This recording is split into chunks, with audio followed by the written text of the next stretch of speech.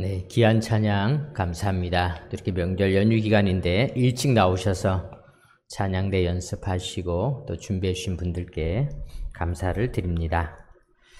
오늘도 우리가 9월 만남의 달 감사한 마음으로 인사 나누도록 하겠습니다.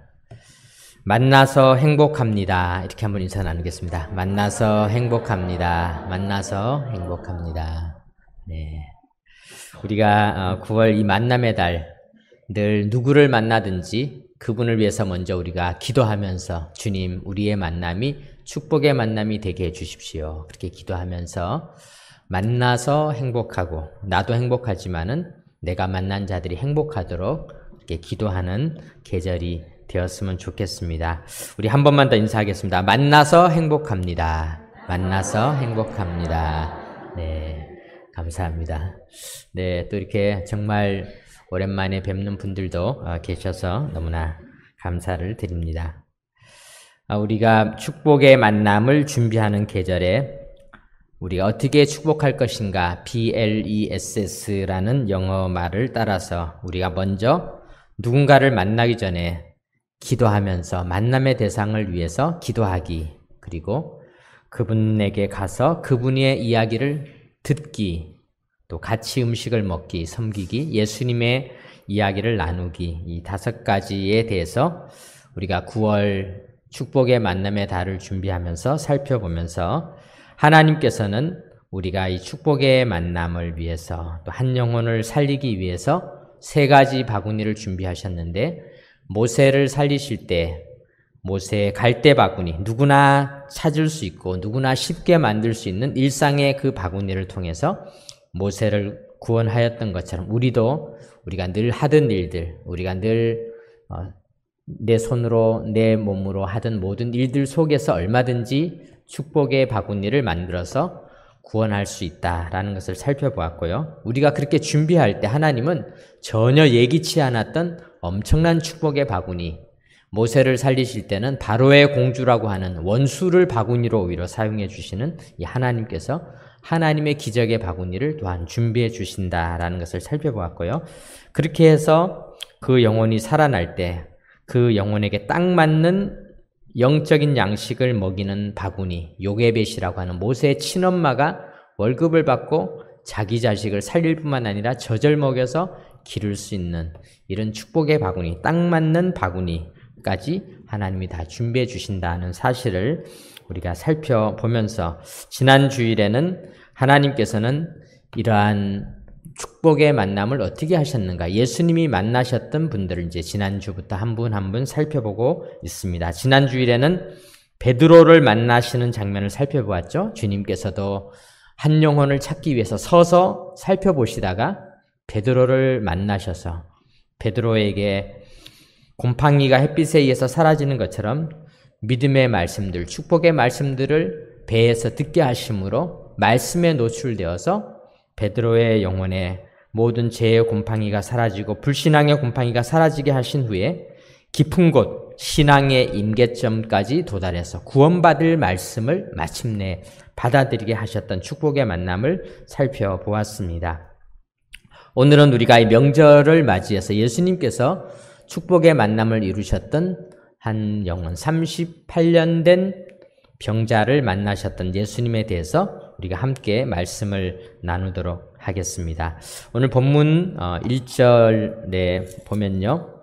그 후에 유대인의 명절이 되어 예수님께서 예루살렘에 올라가시니라. 예수께서 예루살렘에 올라가셨던 때가 유대인의 명절이었다. 그렇게 기록하고 있습니다. 오늘 어쩌면 우리와 똥 맞는 거죠. 우리도 명절이 되었지만은 또 당시에도 예수님께서 명절이면서도 그날이 안식일이었는데 오늘도 우리가 이 명절 기간에 또 우리가 주일을 맞이하지만은 우리가 이곳에서 예배 드리는 것처럼 명절을 보내는 많은 사람들이 또 안식일을 같이 지키면서 당시 예루살렘에는 이 명절의 기쁨들이 가득 채워졌습니다.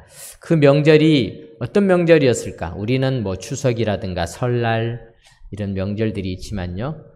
유대인들에게는 예수님께서 사셨던 그 시대에는 모세를 통해서 주셨던 여러 명절들, 유월절이라든가 또 오순절이라든가 또 이런 명절뿐만 아니라 이스라엘 백성들이 포로기에 사로잡혔다가 그곳에서 에스더를 통해서 하만의 음모를 물리치게 되었던 불임절이라고 하는 절기에 이르기까지 여러 명절들이 있었는데 과연 어떤 명절이었을까? 그것은 정확하게 밝히지 않기 때문에 알 수가 없습니다. 그러나 아마 이 명절 기간이기 때문에 우리가 그 분위기는 지금 오늘의 분위기와 비슷했을 것이다 라는 생각이 듭니다. 우리나라도 사실 명절 분위기가 많이 바뀌었습니다. 옛날에 어렸을 때 저는 명절이 되면은 신문을 오려가지고 보고 있습니다. 어떤 부분을 오리느냐? 텔레비전 프로그램. 명절이 되면 우리가 영화를 잘 보지 못하니까 그때 되면은 이제 영화를 많이 틀어주는데 어떤 영화를 할까? 어떤 프로그램을 할까? 그거를 오려가지고는 다 붙여놓고는 그 시간이 오기를 기다리면서 텔레비전을 봤던 그런 기억이 있습니다. 그런데 참 그것이 오늘날까지 이렇게 이어지지는 않고 오늘날에는 뭐 영화를 보고 싶으면 아무 때나 또 아무거나 로그인을 해서 볼 수 있는데요. 그래도 한동안 얼마 전까지만 해도 명절만 되면은 텔레비전에서 맨날 틀어주는 영화들이 있지 않았습니까? 저도 뭐 잘 기억은 안 나지만은 항상 크리스마스 때 되면은 나 홀로 집에 뭐 그런 영화를 매일 틀어주는데 그 애가 아저씨가 됐는데도 아직도 나 홀로 집에 그런 영화들을 틀어준 것처럼 아마 당시에도 사람들이 명절마다 늘 지속되었던 그런 이벤트, 즐거움들이 있었을 것입니다. 뭐 우리나라도 씨름대회도 하고 노래 잔치도 하고 이런 일이 있었던 것처럼 예수님 당시에도 무엇인가 그런 이벤트들이 많이 있었는데 예수님은 그 명절에 흥겹고 즐거운 이벤트가 있고 가정마다 행복이 꽃피고 또 아이들의 마음이 설레어서 무언가 오늘이 좋은 날이다 이렇게 생각하는 그 자리에 가지 않았고 오늘 본문에 보니까 예수님께서 2절에 이렇게 기록하고 있습니다. 예루살렘에 있는 양문 곁에 히브리 말로 베데스다라 하는 못이 있는데 거기 행각 5이 있고 행각이라고 하는 것은 오늘날로 말하면 팔각정과 같은 그런 정자 같은 것이죠. 그곳에 사람들이 많은 병자, 맹인, 다리 저는 사람, 혈기 마른 사람들이 누워 있었다. 이렇게 기록하고 있습니다. 명절인데도 명절의 기쁨이 하나도 느껴지지 않는 곳이 있었다. 명절인데도 명절의 즐거움이 조금도 있지 않은 곳, 명절의 그림자, 명절의 아주 음지가 있었는데 예수님은 바로 그곳에 찾아가셨다 기록하고 있는 것입니다. 여러분들 한번 그 분위기를 한번 생각해 봅시다. 이분들은 명절이면은 보통 웬만하면 병원에 입원했던 분들도 요즘 병원에서는 퇴원을 시킵니다. 큰 병이 아닌 분들은 퇴원을 시켜서 가족들을 만나라 이렇게 해주는데 이분들은 명절인데도 식구들을 만나러 가지 않았습니다. 그리고 그곳에 그냥 방치된 것처럼 기다리고 있었습니다. 아마 사랑하는 친구들과의 관계도 또 가족들과의 관계도 다 끊어진 채 명절을 고독하게 보내고 있는 이들이 있었습니다. 얼마나 마음이 아픈지 모릅니다. 이분들은 의사들로부터도 버림을 받았을 것입니다. 이분들은 병원이나 의원이나 당시에도 의원들이 있었는데 의원들도 전혀 없는 연못가에 그 팔각정 같은 5개의 자리를 가득히 채운 채 그곳에서 환자들끼리 병자들끼리 아픈 이들끼리 누워서 시간을 보내고 있었습니다. 그들이 누워있는 이유에 대해서 3절 하반절과 4절에 이렇게 기록되어져 있는데요. 3절을 보겠습니다. 거기 보면은 3절 중간쯤에 보면은 물의 움직임을 기다리니 이는 천사가 가끔 못에 내려와 물을 움직이게 하는데 움직인 후에 먼저 들어가는 자는 어떤 병에 걸렸든지 낫게 되밀어라. 이유가 바로 이것이었구나. 가끔 아마 그 연못이 요동을 칠 때가 있었을 것입니다. 바다도 아니기 때문에 연못이 요동을 치는 일은 사실 별로 없습니다. 고요한 연못이라는 표현도 있지 않습니까? 고요한 연못인데 어느 날 갑자기 요동을 치게 되는데 그때 제일 먼저 들어가는 사람이 낫게 되었다. 그런데 거기 보면 가로로 표시되어져 있습니다. 물의 움직임을 기다리니라는 거기 앞에 보면은 가로가 이렇게 있고요. 4절 뒷부분에 가면 낫게 되밀어라 해서 가로로 닫았는데 그 앞에 보면은 가로가 시작되기 전에 아주 작은 글씨로 혹시 여러분들 보이시는지 모르겠지만 E라고 이렇게 또 써 있는데 그 작은 글씨는 뭐냐면은 그 성경 아래쪽에 주석이 달려 있습니다. 그 E를 찾아서 내려가 보시면은 성경책의 맨 아래쪽에 보면은 E 이렇게 하고는 어떤 사본에는 이 가론의 구절이 없고 3절에 누워는 누웠으니로 되어 있음. 그렇게 표기가 되어 있습니다. 혹시 그거 보이십니까? 네, 글씨가 아주 작아서 저도 요즘 눈이 나빠져서 이 작은 글씨가 좀 잘 안 보이는데 그렇게 하여간 작은 글씨로 기록되어져 있는데 그것은 어떤 의미가 있냐 하면은요.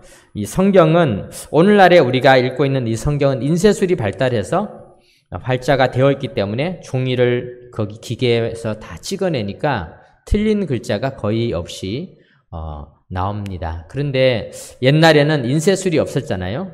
그러니까 새로운 성경을 만들려면은 그것을 보고 일일이 따라서 기록을 해야 했습니다. 필사라고 하죠.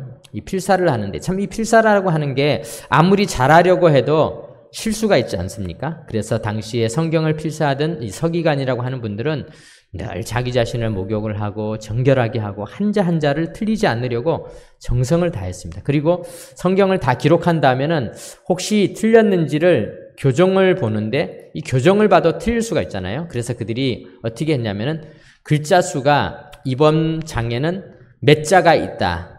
그거를 가로 몇 자, 세로 몇 자를 세어보는 거죠. 그래서 그 숫자가 그대로 다 있는지 이렇게 세어봄을 통하여서 다시 확인을 할 만큼 이들은 아주 꼼꼼하게 성경을 다시 기록하는 필사하는 사람들의 역할이 아주 중요했습니다. 그래서 이들의 1.1획도 소중히 여기는 그런 사람들이었습니다. 그런데 당시에는 종이 기술이 발달하지 않았기 때문에 파피루스나 이런 종이들의 기록을 했는데 이것이 어떻게 파피루스도 어떻게 보면은 갈대로 만든 것이기 때문에 시간이 지나면은 부패하고 썩고 낡아지게 되어집니다. 그러다 보니까 성경을 베끼시는 분들도 어떤 글자는 조금 빨리 날아가게 되는 그런 일들이 생깁니다.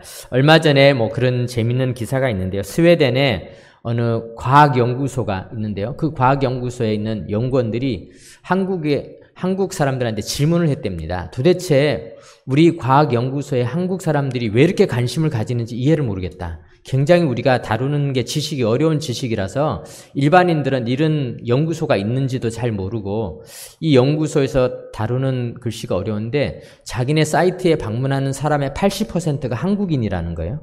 도대체 한국인들이 우리 사이트에 왜 방문하는지를 모르겠다. 그래서 이유를 물어봤어요. 근데 알고 보니까 그 과학연구소의 사이트 주소가 NAVET라는 그런 사이트인데요. 알고 보니까 한국 사람들이 네이버를 쓰다가 오타가 나가지고 네이벳이라는 대로 T와 R이 또 붙어 있어요. 그러다 보니까 네이버인 줄 알고 자꾸 거기로 들어간다는 거예요. 그래서 그 사람들은 아니 우리 과학에 한국 사람들이 왜 이렇게 과학이 이렇게 어려운 지식에 관심을 가지나 했더니 그게 아니라 알고 보니까 한국 사람들이 네이버 5글자도 다 못 쳐서 NAVER 5글자밖에 안 되는데 한 글자를 틀린다는 거죠. 그래서 거기에 그렇게 많은 한국인들이 방문을 하게 되었다. 그런 이야기를 듣게 되는데요. 이 사람은 참 실수를 많이 하게 되죠. 그래서 성경을 번역하고 또 그것을 또 다시 기록하고 이러는 과정에서 역본이 만들어질 때도 또 많은 실수들이 생길 수가 있게 되는 것입니다. 그래서 오늘 본문의 이 가로가 만들어진 이유는 이 성경의 역본들을 이렇게 다시 조사를 하게 됩니다. 그래서 오늘날 우리가 이 성경도 사실은 이런 작은 실수들은 거의 다 바로 잡을 수가 있습니다. 왜냐하면은 여러 역본들이 있기 때문에 또 여러 사본들이 있기 때문에 그 사본들을 비교하고 역본을 비교하다 보면은 이것이 실수였다 또는 이거는 베껴 쓰는 사람이 앞에 줄을 한 번 더 베껴 썼다 또는 어떤 사람이 발음이 비슷한 거 우리로 따지면 기역과 키읔이 비슷하니까 키역을 기역으로 썼다거나 이런 것들은 많이 이렇게 찾아내어서 교정을 하고 있는 것이죠. 성경을 바라보는 데 있어서 교단마다 조금 생각이 있습니다. 어떤 교단은 하나님께서는 이 성경의 원본과 사본을 기록할 때 이것을 하나님께서는 정확하게 기록하게 하셨지 실수는 전혀 없다.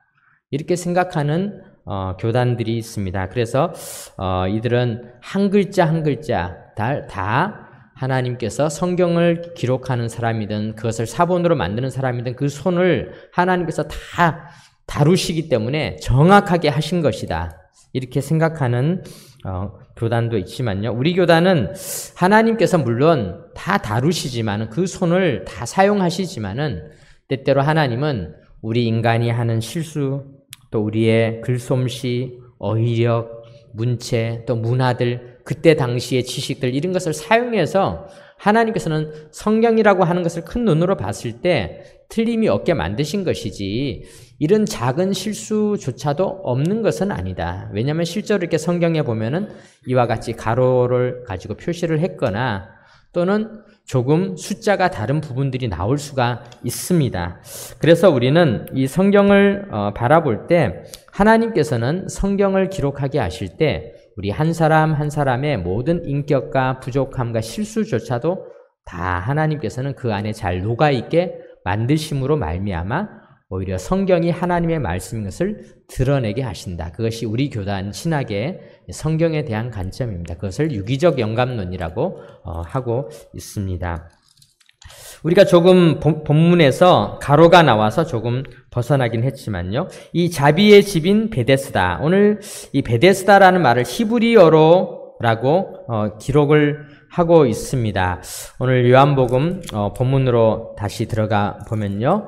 이 행각이 있는 곳 이름을 이야기할 때 2절 뒷부분에 예루살렘에 있는 양문이라고 하는 그 바로 옆에 있는데 그것은 히브리 말로 베데스다라 하는 못이 있다. 이렇게 히브리 말이라는 것을 표현해 주고 있습니다. 왜냐하면은 이 베데스다라는 말이 자비의 집 이런 뜻을 가지고 있기 때문에 그 자비의 집이라는 것을 알고 있으면 우리가 훨씬 더 이 본문을 이해하기에 도움이 되기 때문에 그렇게 표현을 해 놓고 있는 것입니다. 오늘 우리 예수님께서 찾아오신 이곳을 우리가 한번 생각해 보겠습니다. 예수님은 축복의 만남을 이루시기 위해서 어디로 찾아가셨는가? 바로 이와 같은 명절의 분위기라고는 하나도 찾아볼 수 없는, 일도 없는, 정말 명절을 전혀 찾아볼 수 없는 곳, 명절인데도 명절의 느낌이 하나도 없는 것, 명절의 기쁨이 하나도 없는 곳, 마치 음지와 같은 곳, 그곳을 우리 주님은 찾아가셨다는 것입니다. 사랑하는 성도 여러분, 때때로 우리도 세상이 다 흥겨워할 때 나 혼자 힘들고 슬플 때 우리는 세상으로부터 소외된 것 같이 느끼지만은 그러나 우리가 희망을 가질 수 있는 것은 우리 주님은 사망의 그늘진 땅에 빛으로 오신 분이십니다. 우리 주님은 사망의 그늘진 땅을 내버려 두지 않으십니다. 우리 주님은 그곳에 반드시 찾아가시는 분이심을 믿으시기 바랍니다.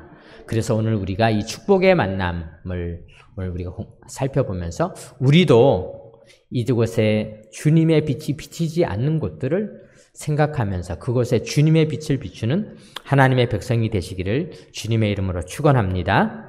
오늘 본문에 보면은 주님이 찾아가신 곳은 또 어떤 곳이었는가? 오늘 이 사람들의 상태에 대해서 3절과 6절에 동사가 기록되어져 있는데요. 3절에 보니까 그 안에 많은 병자, 맹인, 다리 저는 사람, 혈기 마르는 사람들이 누워라고 기록하고 있습니다. 누워있다. 그렇게 기록하고 있고요. 6절에도 보면 예수님께서 말씀하십니다. 예수께서 그 누운 것을 보시고 병이 오래된 줄 아시고 이르시되 내가 낫고자 하느냐. 예수님께서 만난 자들은 누구였는가? 누운 자들, 누워있는 자들이었다. 이렇게 기록하고 있습니다.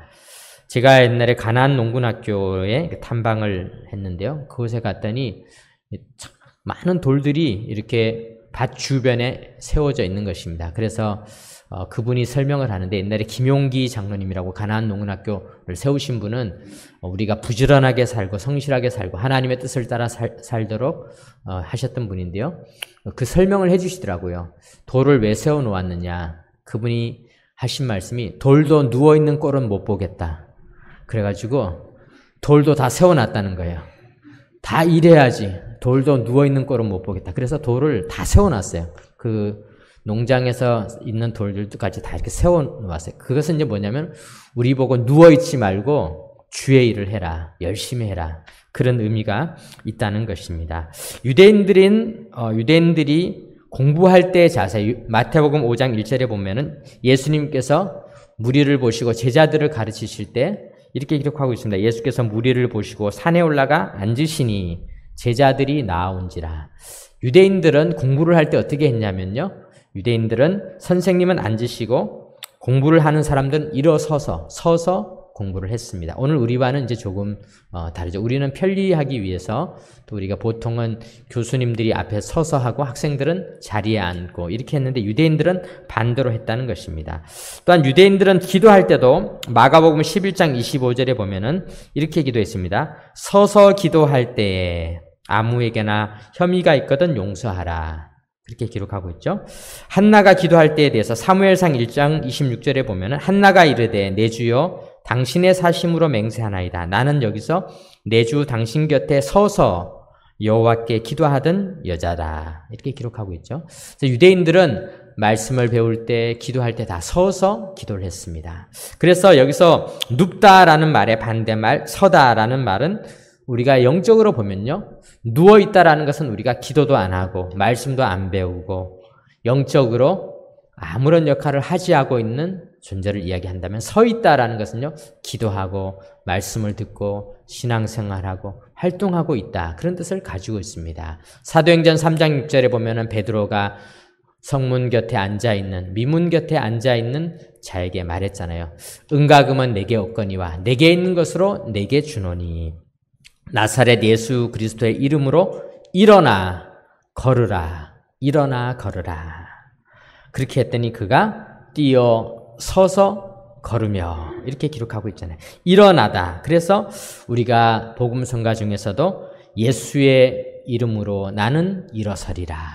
일어선다라는 것은 바로 우리가 하나님 앞에서 하나님께서 맡겨주신 사명을 감당한다. 그런 뜻을 가지고 있는 것입니다. 사랑하는 성도 여러분, 우리 다 일어나서 살아가시기 바랍니다. 얼마 전에 그 유명한 미국의 연구소에서 사람이 어떻게 늙게 되는가, 노화에 대해서 연구를 한 그 연구에 보면요. 사람이 노화하는 것은 나이를 먹었기 때문에 30, 40, 50, 60, 70, 80 이렇게 넘어가면서 노화되는 것이기도 하지만은 그러나 사실은 그게 아니라 운동을 줄이면서 더 빨리 노화되는 것이다. 즉 우리가 활동을 줄이기 때문에 움직임이 적기 때문에 자꾸 앉아있고 서있지 않고 그냥 서있지 걷지 않고 걷기만 하지 뛰지 않고 뛰기만 하지 더 활동을 지속하지 않기 때문에 그래서 우리가 누워있다가 앉고 앉았다가 일어서고 일어섰다가 걷고 걷다가 뛰면 뛸수록 우리는 더 건강하게 살 수 있다라는 그런 연구가 나와 있는 것입니다. 사랑하는 성도 여러분, 우리 열심히 일어서서 걷고 뛰고 살아가시기 바랍니다. 나사렛 예수의 이름으로 명하노니 서서 뛰고 걸을 뿐만 아니라 하나님의 일을 위해서 열심히 달려가는 귀한 삶이 되시기 바랍니다.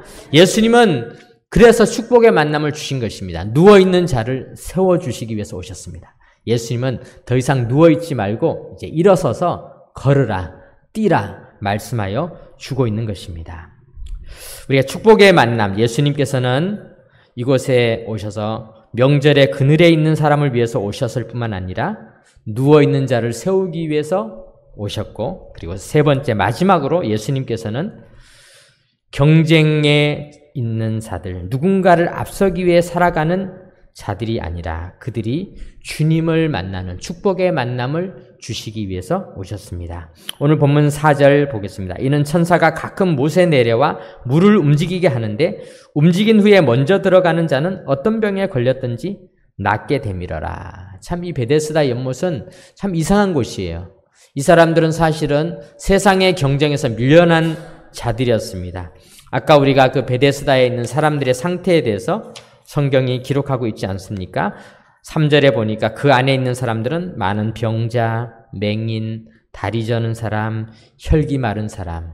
혈기 마른 사람이라고 한다면 오늘날로 따지면 여러 가지 분비되어야 될 분비들이 잘 되지 않고 또 피에 여러 가지 피가 아주 싱싱하게 흐르지 않아서 생긴 각종 여러 가지 질병들로 인해서 어려움을 겪고 있는 사람들 아니겠습니까? 이분들은 이미 세상의 많은 경쟁에서 밀려서 베데스다라고 하는 5곳에 5개의 이 정자의 팔각정에 누워서 있는 그런 자들이었는데, 그러면 경쟁이 끝나는 줄 알았어요.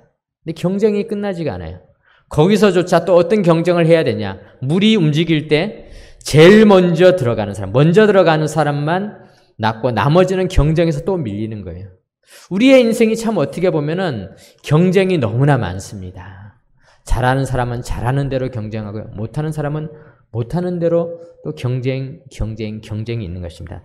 저도 제가 대학을 졸업하고 집이 너무 힘들고 어려웠던 적이 있었어요. 그래서 그때는 제가 가회를 하고 또 학원에 가서 가르치고 또 새벽에는 또 돈을 벌기 위해서 세차를 하러 아파트 단지에 주차된 차들을 이렇게 맡아서 세차를 하고 이렇게 가는데요. 제가 가보니까 다 가는 곳마다 사람들이 경쟁하고 먹고 살려고 괴롭히더라고요. 세차를 하러 갔는데 청량리역에서 신문 돌리는 사람이 그 세차건을 가지고는요, 나를 얼마나 괴롭히는지, 이런 세상 어디도 쉬운 곳이 하나도 없다. 뭘 하나를 하려고 해도 사람들은 경쟁자가 들어오는 걸 다 싫어하는 것입니다. 그래서 경쟁이 또 경쟁을 낳고 경쟁이 또 경쟁을 낳는 것이죠.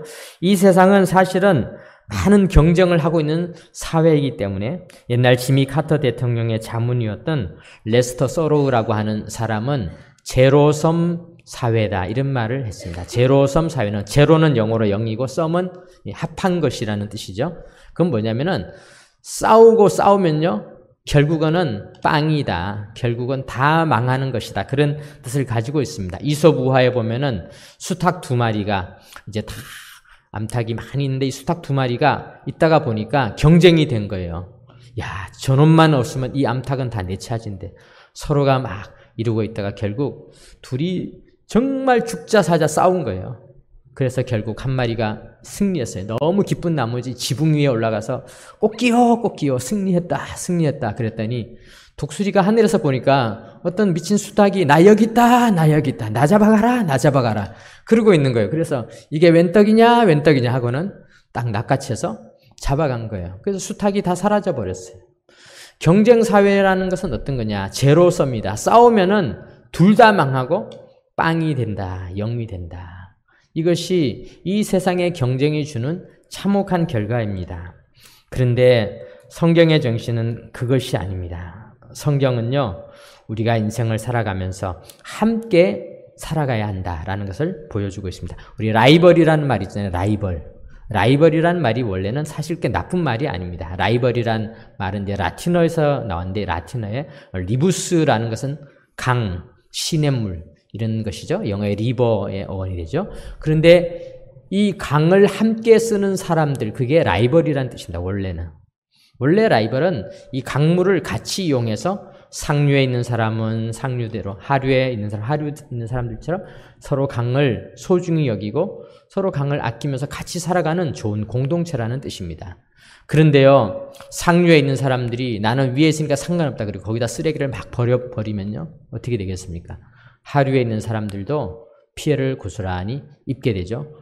그래서 물이 썩게 되면요, 썩은 물이 올라오면서 결국은 모두가 다 불행한 인생을 살아가게 되는 것입니다. 제가 청년부를 맡았을 때 한 번은 동남아시아에 있는 P국에 선교를 간 적이 있었습니다. 그곳에 가는데 동네에 냄새가 너무 나는 겁니다. 그래서 선교사님이랑 우리가 의논하다가 우리가 이곳에서 뭐 전도를 하는 것도 중요하지만 오늘은 도랑을 다 이렇게 청소를 해주자. 그래서 우리가 쫙 해서 도랑 끄트머리에서 아래까지 내려가면서 쓰레기를 다 모아서 마대에다 담고 돌멩이들에 끼어있는 그런 나무들을 다 치우고 딱 했더니요, 글쎄요, 우리가 가기 전에는 썩은 냄새가 나고 그 도랑이 물이 흐르지 않던 도랑이었는데 그렇게 하고 나니까 위에서부터 물이 잘 흘러내려와서 냄새가 하루 사이에 바뀌어버린 거예요. 물이 딱 흘러가면서 좋아진 거예요. 동네 사람들이 너무너무 좋아하는 거예요. 근데 선교사님이 얘기하시더라고요. 그런데요, 아마 우리 가고 나면 또 썩을 겁니다.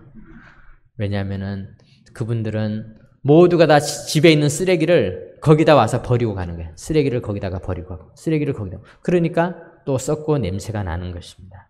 사랑하는 성도 여러분, 이것이 제로섬 사회의 문제인 것이죠. 오늘 우리들은 우리가 살아가는 이 세상 속에서 우리는 강을 같이 쓰는 사람이다. 함께 돕고 협력하는 사회가 되어야 되는데 이 세상은 안타깝게도 경쟁 사회가 되고 말았던 것입니다. 경쟁 사회는 서로를 다 죽이고 힘들게 하고 아프게 해서 결국은 모두가 다 고통을 겪게 하는 것입니다.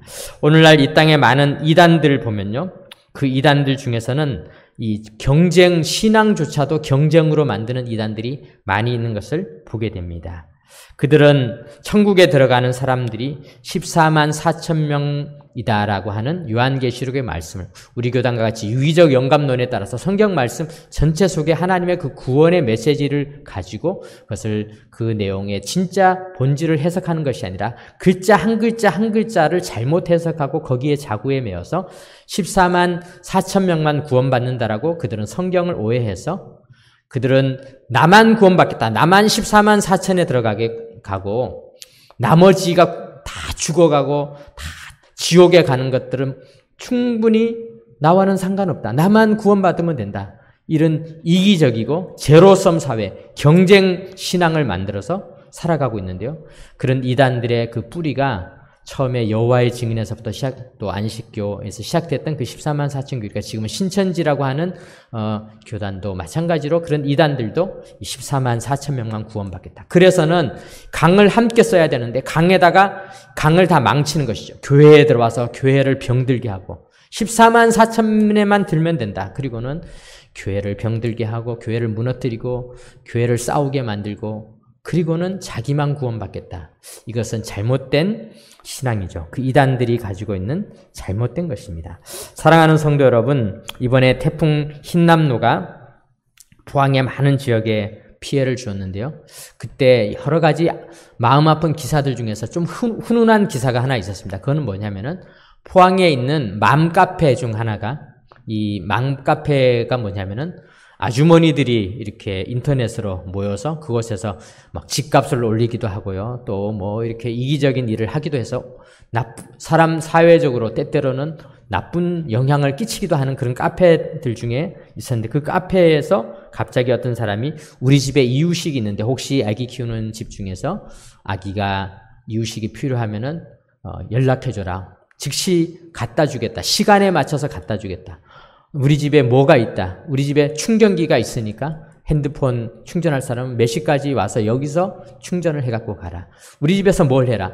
이러면서 올리기 시작했는데요. 그러자마자 이곳저곳에서 우리 집에 생수 있는 거 가져가라. 우리 집에 밀키트 음식 이게 지금 상자로 있는데 가져라. 햇반 가져가라. 이러면서 사람들이 마구 올리기 시작하면서 그곳에서 정말 좋은 공동체들이 이렇게 형성되고 있다는 그런 소식을 들으면서 얼마나 기뻤는지 모릅니다. 오늘 이 시대는 어떻게 보면은 명절이지만 명절에 그늘이 있습니다. 명절에 그늘진 곳이 있습니다. 그러나 우리 주님은 사망의 그늘진 땅에 오셨습니다. 우리가 축복의 만남을 이루시기 위해서 오신 우리 주님과 같이 우리도 때때로는 그늘진 곳을 찾아가서 그들에게 주님의 축복을 나누어 주시기 바랍니다. 이 땅에는 누워있는 자들이 많이 있습니다. 주님께서는 그들을 일으켜 주셨습니다. 38년이나 누워있었던 자를 일으켜 주셨습니다. 오늘 우리들도 주님을 알지 못한 채 누워있는 자들, 심지어 그 누움이 너무 깊어서 이제는 영적으로 죽음의 상태에 가까이 간 이들을 우리도 일으켜 주는 것, 이것이 축복의 만남을 해야 되는 이유입니다. 이 땅에는 경쟁에 패배하고 실패하고 지친 자들이 많이 있습니다. 경쟁은 서로를 죽일 뿐입니다. 우리가 상생으로 가야 됩니다. 라이벌, 강을 같이 쓰는 사람이다. 그래서 우리는 이 강을 서로가 아끼고 서로가 잘 관리해서 이 영혼의 젖줄을 통해서 모두가 다 누릴 수 있습니다. 우리 주님은 누구는 구원하고 나머지는 다 죽이시는 분이 아닙니다. 우리 주님은 세상에 있는 모든 영혼들이 구원받기를 원하고 계십니다. 얼마 전에 성남시에 있는 어느 목사님이 그런 글을 올리셨더라고요. 아직도 성남 땅에는 예수님을 믿지 않는 60만에서 70만 명이 있다. 우리가 그들을 살려야 되지 않겠냐. 제가 그 이야기를 성남은 기독교 인구가 굉장히 많구나. 100만 가까이 되는 인구 중에서 나머지 인구들에 대해서 여전히 그들을 주님께로 인도해야 되겠다고 하는 그 모습을 바라보았습니다. 오늘 우리들이 이와 같은 축복의 만남을 계속 이어나가기 위해서 우리가 금주에는 전도 초청주일 카드를 이렇게 나누어 드리고 있습니다. 우리가 구원해야 될 영혼들, 같이 나아가야 할 영혼들을 우리가 품고 우리가 기록하기 위해서, 기록하기 전에 기록이 중요한 것이 아니라 먼저 우리가 기도하는 거죠.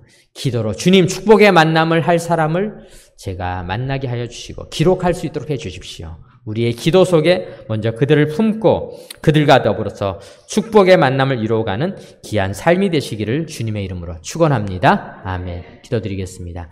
하나님 아버지 감사드립니다. 주님께서는 축복의 만남을 이루어 주셨습니다. 우리도 이 축복의 만남을 잘 준비하게 하여 주옵소서. 38년간 누워 있었던 자가 주님을 만나면서 인생이 달라졌습니다. 우리도 하나님을 알지 못했던 영혼들, 오랜 기간 동안 하나님을 알지 못했던 영혼들을 구원하는 선한 바구니, 축복의 바구니가 되게 하여 주옵소서. 우리 주 예수 그리스도의 이름으로 기도드립니다. 아멘. 이제는 우리 구주 예수 그리스도의 크신 은혜와 하나님 아버지의 놀라우신 사랑과 성령 하나님의 함께하여 주시는 역사가 우리에게 축복의 만남을 주신 하나님의 뜻을 따라 우리도 축복의 만남을 통하여 모든 영혼들이 주님께서 주시는 축복을 누리게 할 모든 걸음걸음들 위해 이제로부터 영원토록 함께 하시옵기를 간절히 축원하옵나이다. 아멘.